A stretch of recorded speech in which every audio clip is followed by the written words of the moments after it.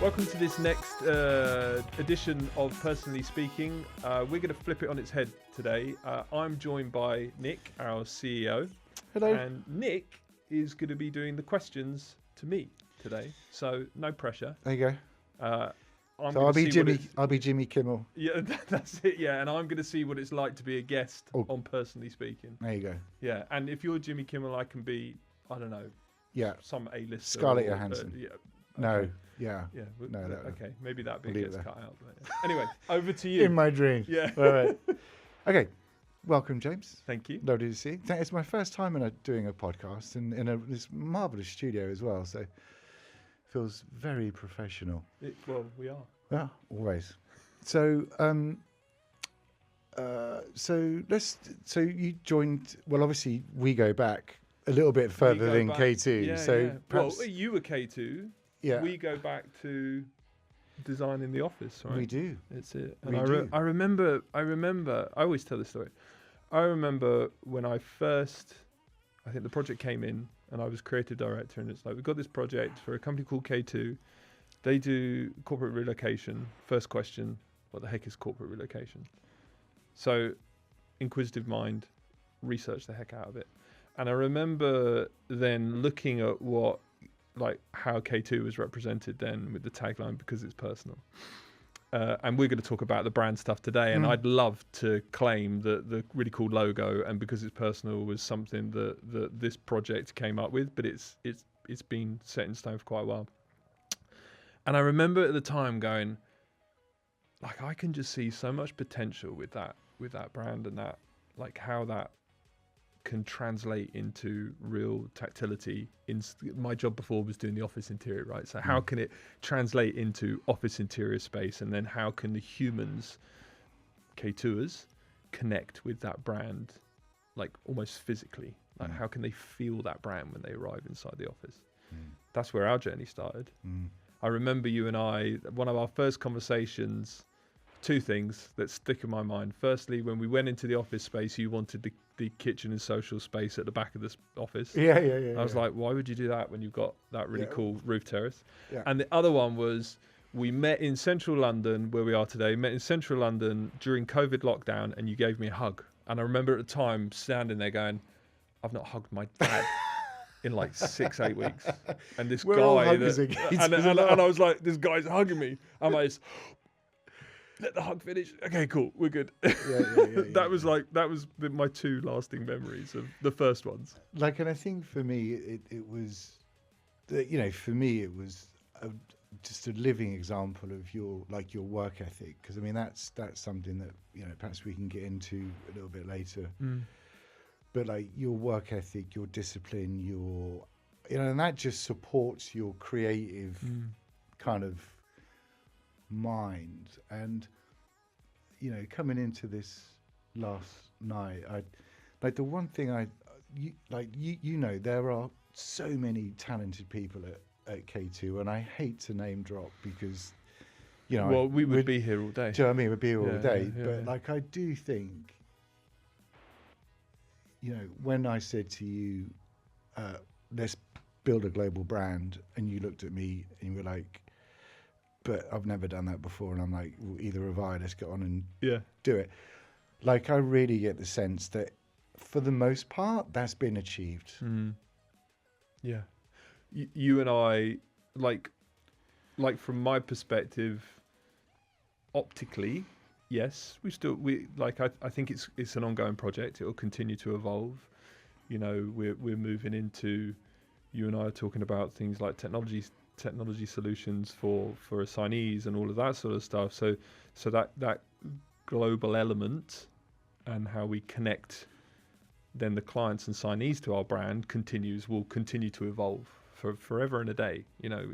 That's the cool thing about doing projects like this. Like, you have that burst, and then we have that sort of that medium that we just continue doing all the way through. So yeah, I think it's pretty cool. I think it's really, like, for my optic, when I consider, the great places to work accreditation internally, and, how our customers perceive the values and standards of K2, you know, a lot of those communications come through human interaction with K2, but a lot of it comes through your brand work. Yeah, through digital. Yeah, And branding's always, for me, like I said about the office space, is like when you can get that visual communication element, the visual piece right. The visual bit is what I think gives humans confidence to go out and talk with authority about the brand, and we'll come on to the. Well, Yep.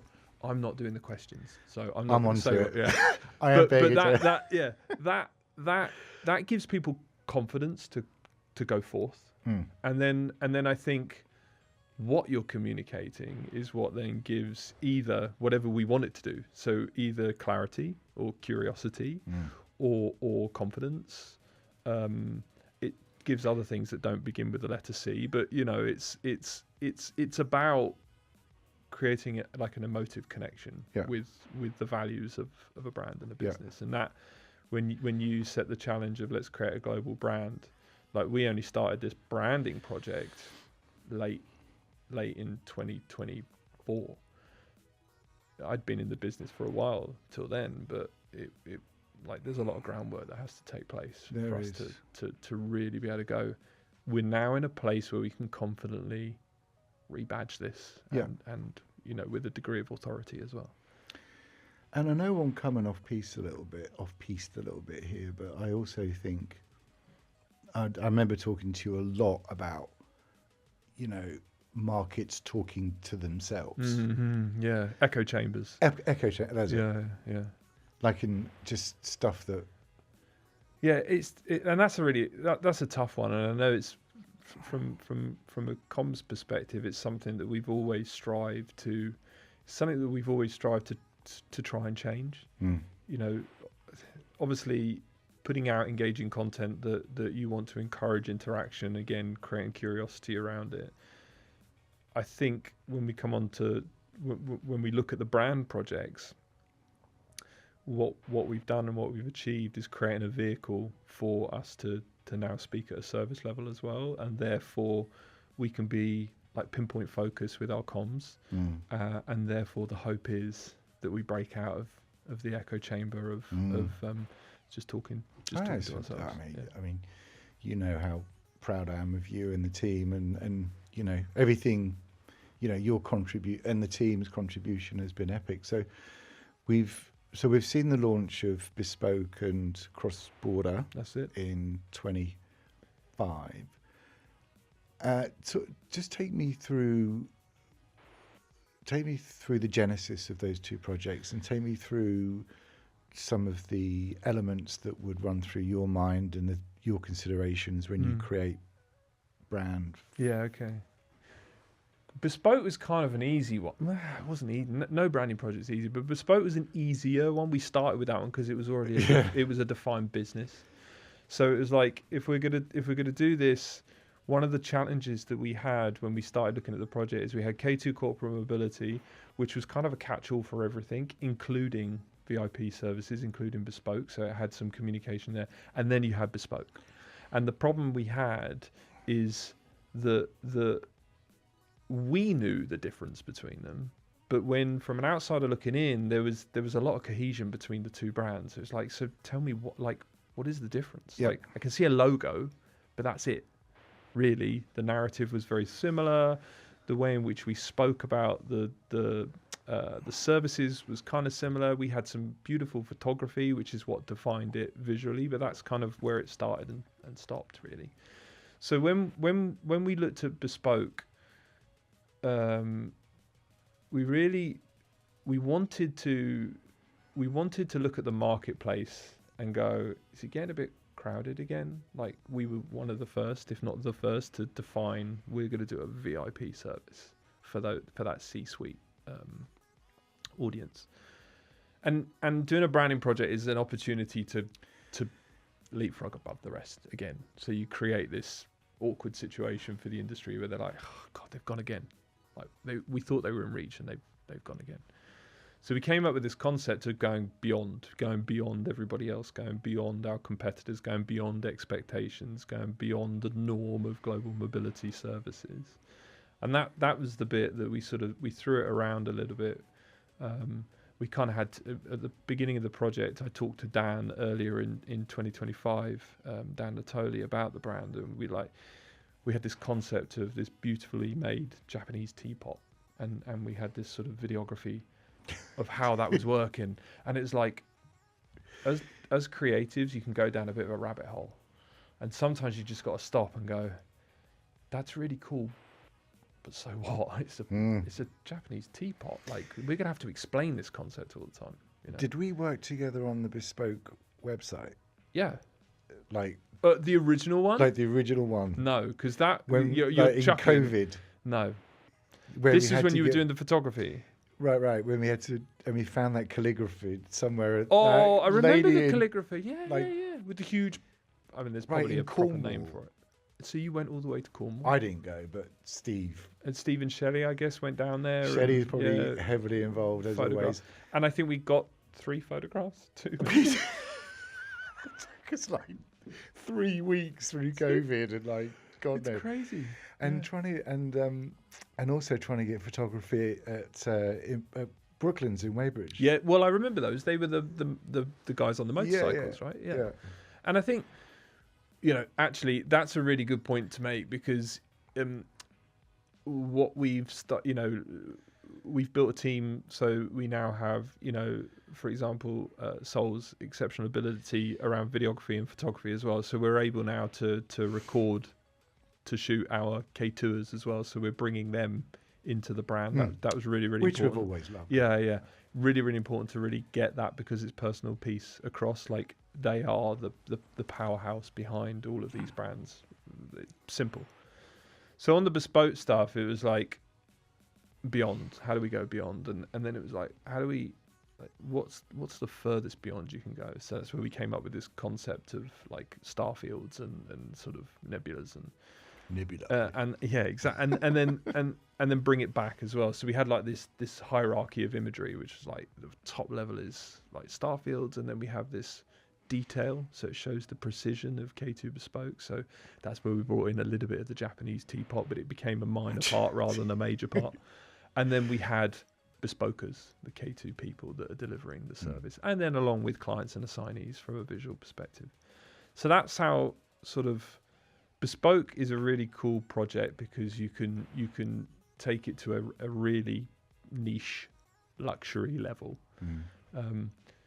Like know your audience. Yeah, and it there's a degree of predictability around that sort of, because it's quite a small audience. Yeah. So you can just go for the best of everything. Yeah. Super polished, super swift, super efficient, all of this sort of time, right? Everything that Bespoke represents. When you then look at something like Cross Border, our immigration service, that's a very different brand, very different proposition around moving a lot more people, very different type of service, a lot more around clear information, transparency, zero noise. So we came up with this, I think it was you and Rob actually, the concept of Cross Border. Rob. I can't even remember what we called it before that. Anyway, because we had a name before that. Yeah. When we sat in the Lime Street office, we had a name before Cross Border. I can't remember what it was. So my philosophy to naming, so many. I mean, even K2, we had. I had Oak Tree. I was on Minerals to start with, and then Mother Nature. Yeah. And then and after about 3 months, I had a long list of stuff that I crossed off. Can't do that. Can't do that. Can't do that. Can't do that. Why could you not do those? Because I didn't love them. Okay. Because of course. So it's a bit like naming your child. Yeah. Well, yeah. Right, absolutely. If I'm going to name, like you've got, you're a daddy, right? Yeah, so yeah. you have to love your. Yeah, right. I'm going to work with you for the next 30, 40 years. Yeah. I need to love your name. I remember when we named my first son Joshua, right? And my mum, I'm going off piece now, and mum was like, "Don't love that name," and I'm like, "Oh well." And then named my second son Jacob, and my mum was like, "Don't love that name." So when my third son was on the way, I thought, and my wife Sarah, she's like, "I don't know why you do it." I said to my mum, "We're going to call him Jesus." and I just kept a straight face. Sarah's looking at me. Did you Of go course, for it? yeah, fully. That's ridiculous. Of course I don't think you can legally call your I son- don't know. I don't know. I don't think you can. It's Jude anyway. Josh is a Jude. There's a theme. J's Yeah, in yeah, our yeah. house, right? But yeah, 4 as you Js. say, naming your kids. The challenge we face now, like when you were naming K2, this shows how long the business has been around. Things like domain names were a lot more available. Like how many times did we come up with a concept? I'm like, yeah, domain name's not available. Yeah. It's quite astonishing how many people have registered K2 something. 100%. You know, and that's a real 100%. challenge. So cross-border, we basically we developed this sort of X marks the spot visual language, and we used aerial photography for that. So it's like how can we represent as many regions around the world in a really, again, interesting but with sort of curious crops to create this sort of visual intensity around what is that? Like I want to understand it more. I want to read more. And that's where cross-border, that brand evolved as well. Which I think is, you know, as I look into next year, I see I see a really nice family of brands, and I see, you know, obviously the growth of the business and the you know, and the overall sort of vibe of the business leaning into growth. And I think the separation of those brands and the categorization is brilliant, because it creates vision and it creates a line of travel for the individuals in those teams. So let's just take a minute and talk about. We can talk about the other brands, right? Yep, absolutely. Okay. Yeah. So do you want me to list them? Let's go for it. So so obviously we talked about K2 Bespoke, K2 Cross-Border. We have K2 Indx, which represents our advisory and professional services side of the business, and then we have K2 Relocate, which is our sort of mainstream relocation services to the wider population, and within that we've got some technology-based solutions, and then on technology we still have K2 AlphaTech, which is actually been, again, prior to this branding project, K2 AlphaTech existed, which is our in-house dev team, and then we have 12 Degrees, which is our. It's a bit left field, that one, which is our sort of in-house. We've built a marketing team that's got an ability to deliver agency level communication. Yeah, so it's our in-house communications. I wouldn't call it left field. I think it's uber cool. From a mobility perspective, it's left field. But actually, when you bring it in and you focus on that service and that part of like an HR business, you know, an HR function within a client, and you say, how can we help with change management and stakeholder communication, then it's so on point. It's perfect. Yeah, on point. It's brilliant. I think I've obviously been the beneficiary of being able to see some of your work in that space, and you know, the Miami project and the other projects you've been involved with. I mean, unicorn projects, some of them, dream projects. Yeah, fantastic. Yeah. And the really cool thing about those projects is that we see firsthand they make a difference. Yeah. Like they genuinely make a difference to the client and their population. Yep. So then you've got all of those, but they're all sort of servicing their very specific requirements. And then over the top of everything, we have K2 Group. Okay. So K2 Group, as we know it, stitches all of them together. What that does for us as a business is when we go out to market, we have a scenario whereby if we've got a bespoke only client, that's fine. We go to market as K2 Bespoke. But we have some clients that take our sort of full population and our VIP service and our immigration service, for example.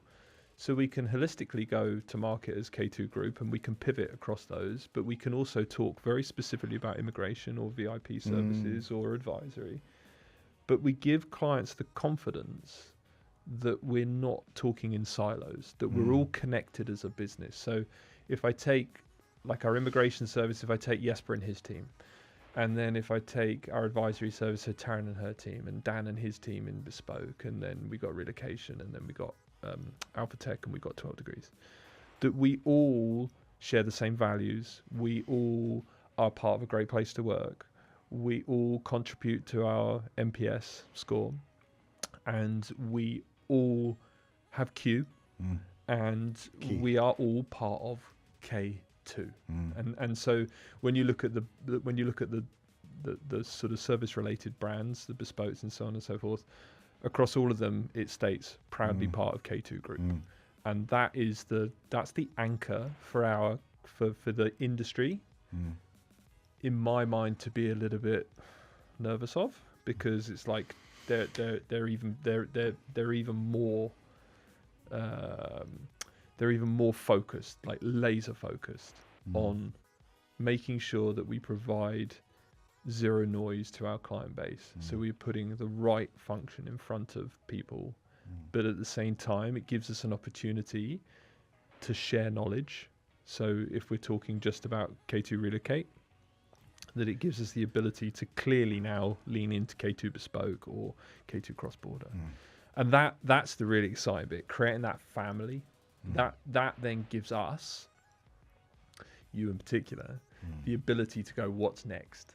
Because I can bolt something else into K2 Group now. Like, this is such a cool thing, and this takes me back to like 2012 when I was in Singapore working there, and I got a call to say, obviously we were a lot smaller then. I got a call to say we got these two wonderful individuals who I used to work with at Goldman, and like they want to. They don't want to get back in the city. They want, they've got kids, they've got family. They want to do a couple of days a week, but they're really cool and they're uber professional. Should I make them an offer, Nick? And I was like, yeah, 100%. But 2012, and obviously we were a lot smaller than that. That was a left field decision. Yeah. And I mean, that's our advisory team. Obviously, the advisory team. Yeah, right. Okay. Yeah. And so since 2012, and anyone who knows the firm will know that almost 50% of our 380 people have a professional services background. Yeah. And you see, so over the year, what's happened over a decade and more is that the vocabulary at K2's become very different. It's not RMC. We're not fully fledged Big Four. Yeah, correct. Right? But what we are is a fusion of experience and all with a mobility background. Background. So correct. we're hitting it from a GM stakeholder. But we're hitting it from a, we've got some of the world's best leadership, for an RMC, or most credible leadership in my view. And what the brands do now is that we're sort of nailing our colours to the mast, and we've got the intellectual firepower to go toe-to-toe at any level in Indx, any level at Cross Border. If you're looking for the world's best RMC, you need to be talking to Bespoke, and I think that was the bit that I'm hoping that when people watch this podcast, right, that they get, is that K2 Corporate Mobility continues to exist, by the way. Legal entity will always be K2 Corporate Mobility Limited, but K2 Group and the brands underneath become trading names or brands of that business, not trading names, but brands of that business. But when I first came on board, like, I saw K2 Corporate Mobility, and it's like, from an outsider looking in, are we a jack of all trades and a master of none? And we're not. Like, we never have been. So by doing the brands, again, the industry may expect that, okay, you're just saying you're doing VIP service, or you're just saying you're doing advisory, and well done, you've put a wrapper on it now as well. What I hope people get from watching this podcast is that Indx is a dedicated team. Dude, it's been there for years. Exactly. Cross-border, dedicated team of immigration Bespoke. experts. Bespoke. Dedicated team. Do not touch relocate services. K2 Relocate. If there's a VIP, it's Bespoke. And so on and so forth. Dedicated service. Dude, I mean, that's such a good point, because you're talking about evolution. Like, it's just stuff that we've been doing for years and years. But the market's crowded, and we need to add clarity to that. But now we're at that size. Yeah. And Yeah, I mean, it's... Well, we used to say, I remember Phil refer to us as the industry's best kept secret. Yeah. And we fly under the radar. Yeah. You get to a point where you get a bit of a name for yourself. It's been that for way. good reasons. Yeah, it's been that way for a purpose. Correct. And then it's like, so now let's just put some order behind it. Yeah, so completely. It's really, really clear.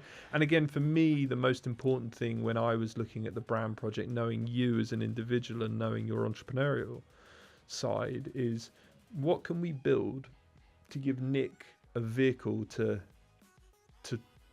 do whatever he wants next with regard to providing a better service to our clients. Like what do they need? Now, I don't mean with regard to like what we're doing with technology at the moment and so on and so forth, but is there, wind the clock back 3 years prior to the Miami project, we would never have thought of a concept of 12 degrees.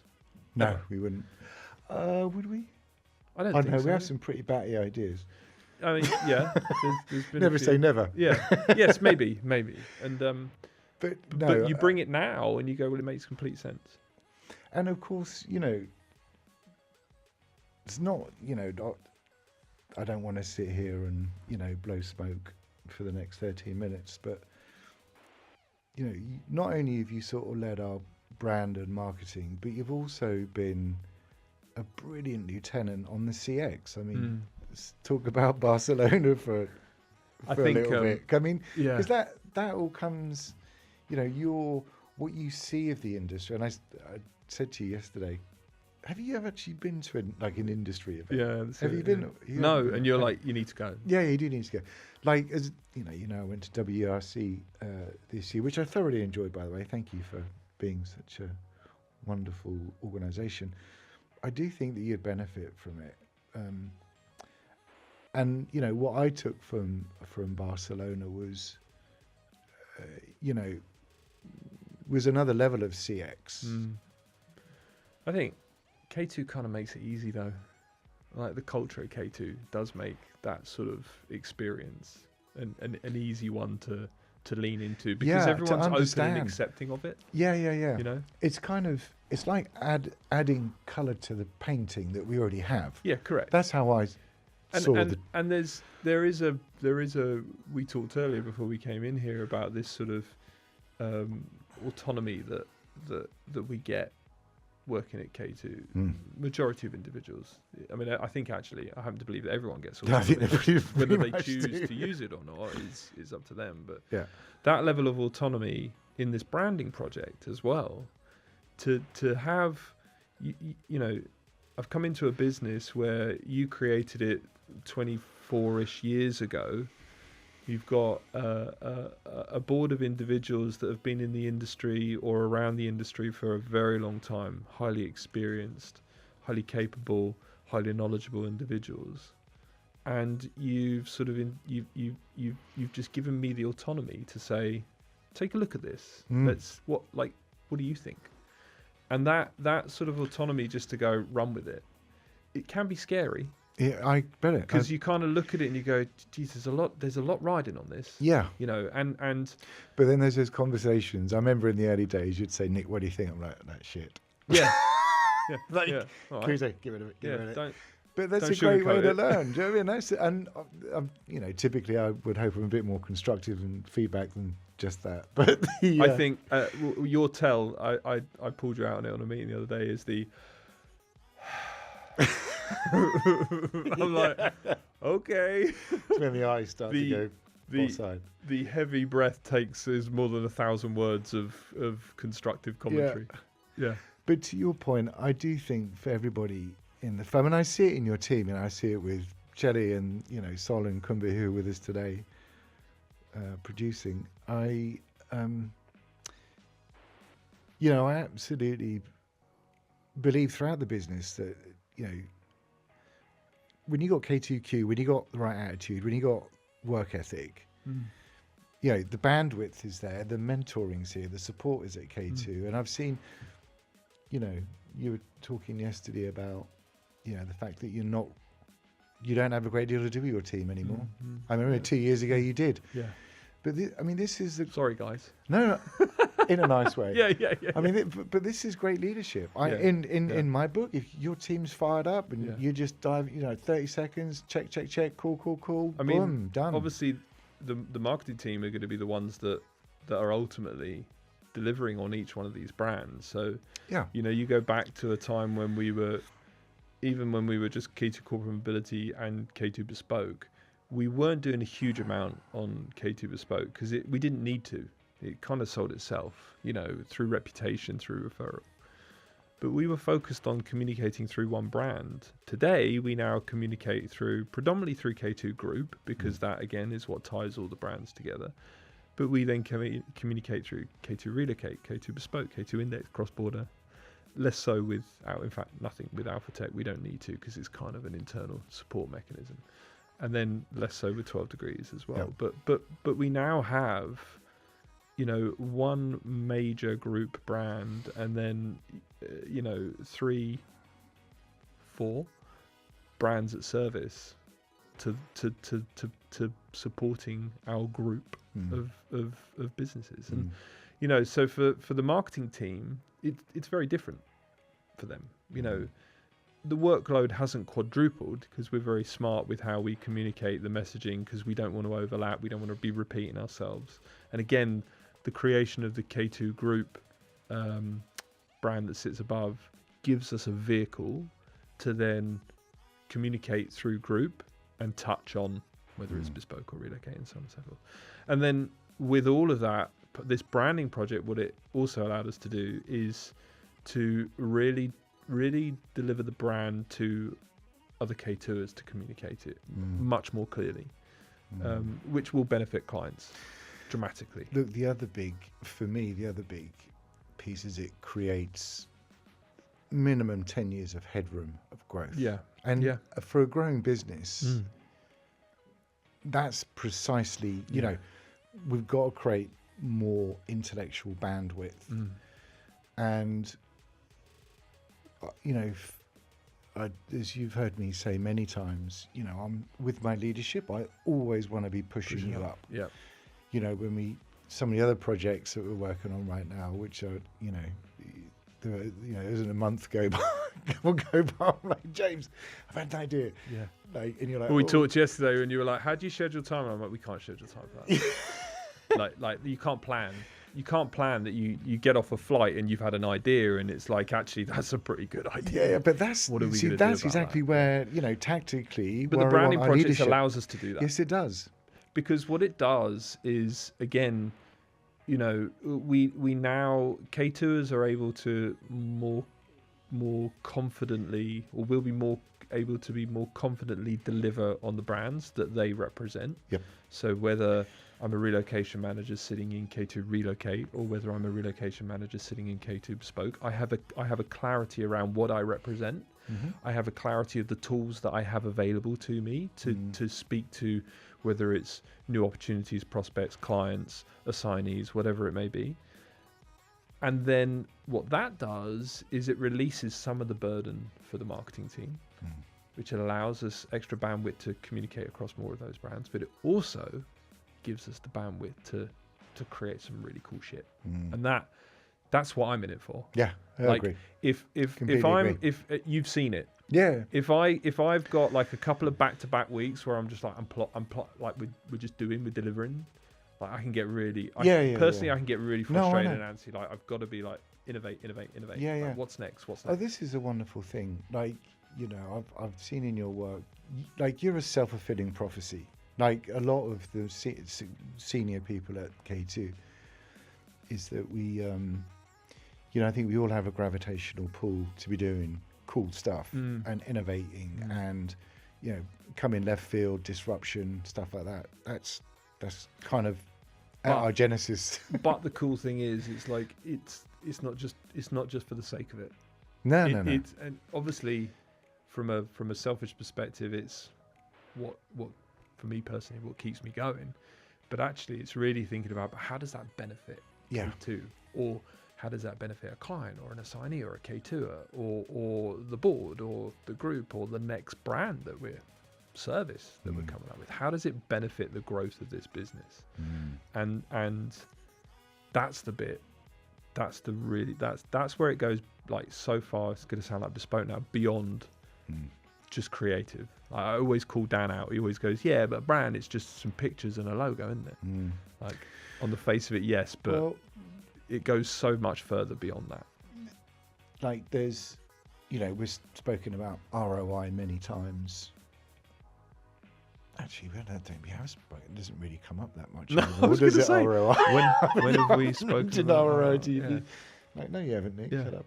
Maybe to someone else. Yeah, maybe to somebody else. But you see, I don't know. Like, what I meant to say was, back in the day, before you joined, and obviously we were a lot smaller. I was, somebody told me, Nick, you got to get your ROI on the website. What's the ROI, Nick? What's the ROI? And I'm like, actually, that's probably a conversation I've had with salespeople. Yeah. In fact, I know it is. But to that point, the ROI now is more clearly defined. Yes, it is. And I think anybody in your world, in our world about involved with brand and marketing, it's not always like a monetary value that you can put on the work, because the brands that you've K2 as a brand, and Bespoke, Cross Border, Indx, Alpha. They all deliver value in their own way to their audience. And I think brand in a B2B service business is not, we're not selling Mars bars or, pints of Guinness, which we love. It would be good fun, yeah. So it's hard to commoditize. In fact, the commoditization of aspects of your work is almost immaterial. Yeah, it's, for me, like the bit that's really difficult is how it builds confidence and trust, because from a client's perspective, if I think about a GM leader within a HR function within one of our corporates, to just see that they're aligned with a company that is highly professional and is innovating and really gives a damn about not just the bottom line, but gives a damn about reputation, gives a damn about innovation, gives a damn about so much stuff beyond the service that we provide, because we know that's the bit that we enjoy, but more importantly, we know that that's the bit that sets us apart from the industry, because we're not just here just churning out service. 100%. So brand answers that piece, which is really, really cool. And then from a prospect perspective, someone that's looking at K2, considering K2, it's the confidence of, you clearly know what you're talking about. You there's no question you are a professional firm. It's just whether we align with their needs and requirements. So for me, this is a really key point, because I got a Hackney from Waterloo here today, and I was having a bitch and a moan about social media to the driver. I was like, when I grew up, I used to look at Richard Branson and Saran and Sugar, and they were my motivations, and who's Jake Paul and who's KSI, and how do they even get paid, man? And in the world we live, like I see so many shop windows. In fact, I see so many shop windows right now. And when I say shop windows, I mean social media. Yeah. And I'm thinking, I'm calling bullshit on that. I'm calling fake on that. I don't believe anyone. And I think everything that we talk about is based on evidence. We always talk about where's the evidence? Where's the evidence? Where's the evidence? Where's the evidence? And you've heard me say hundreds of times, we don't do anything unless we're evident. We don't say anything unless we can evidence. Authenticity is so important. Authenticity in B2B. And we are in a world, even in B2B, by the way, we are in a world where we're in it now, and it's gonna be expedited, like the world of AI and the world of social media and the world of here now. I want it like that. That will.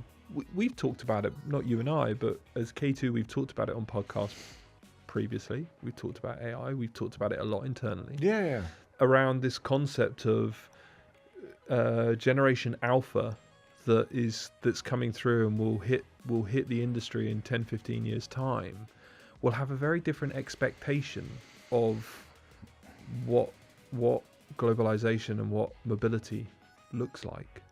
And the really cool thing at K2 is that we remain authentic, we remain true to what it is that we can do, but why we can do it. That's why it then becomes more than just a service, because we're able to adapt and we're able to deliver something that's very, very... We always used to talk about K2 Bespoke was the bespoke service, right? The reality is that is the service that, yes, provides a hyper bespoke, like fine-tuning, Very hyper cool, agile, like we start with a blank page, what do you need?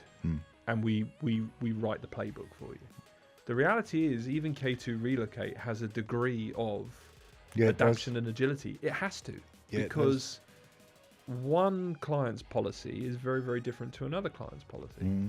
And so when you talk about, when we bring it back to the brand and we talk about authenticity and we talk about using photography of K2’s, and go back to the very beginning of this podcast, I was like, yeah, we went down this rabbit hole of a Japanese teapot. And it's like, so what? Like, that's just pictures. And when you can really, you can still have just pictures, but if the pictures tell a story and they have a real authentic meaning that really, when you view it and you understand it, you've gone past that stage of curiosity. Yeah, I agree. And you go, geez, that I get it. And I agree. It's authentic, and I think that's what we had to keep with this entire branding. Yeah, I mean, it's a real. I mean, I've been talking about being of one mind. You know, K2Q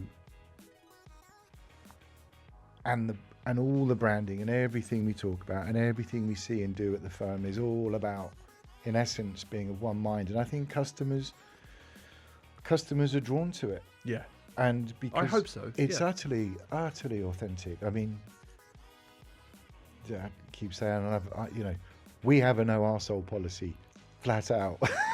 You might want to take that bit out, but it's true. We won't take it out because it's authentic. But it is Good true. point. It's like, and I think that's what makes us different, because we acknowledge that. And it's going to sound like it's just James and Nick sitting here glazing K2, but the reality is we have a self-belief. It's not just a self-belief because we sort of take a look in the mirror and try and convince ourselves. It's because every single day we're surrounded by really cool stuff. Yep. We're surrounded by positivity that comes back from clients. Yeah. We're surrounded by assignees delighted. We're surrounded by innovation. We're surrounded by the clarity that our brand structure now gives us. And we're surrounded by innovation and entrepreneurship. And that's the bit I hope that when people today or after viewing this podcast look at our new brand family, and they get over the fact that, so you're not, because we are still K2 corporate mobility in the legal sense, but we've just innovated, and this is an exercise in this is our new chapter, and it's setting us up for whatever the next chapters, as you said, for the next 10-15 years. Agree. And what it evolves into, and that would potentially be, how do we service that generation alpha? Might be a very different proposition. That's okay, because we've got the ability now to have a vehicle to deliver that without having to feel like we're just bolting something on. Because the K2 way of doing things is, okay, if that's a very different audience and a very different way of doing stuff, then we build a team to support them. And we get very focused on what their needs and requirements are. And that's what this brand project has done. It's allowed us to put people that are utterly focused, utterly professional and exceptional at their craft to be in the right place at the right time and deliver that voice and that communication and knowledge and so on and so forth. I think on that note, James, I think you've just... Well, we've got the clock flashing at us. So I can see that on my right. I think that's a wonderful bookend to a marvellous conversation. Yeah. I will authentically dispose of these notes. I haven't asked you any of the that I was set.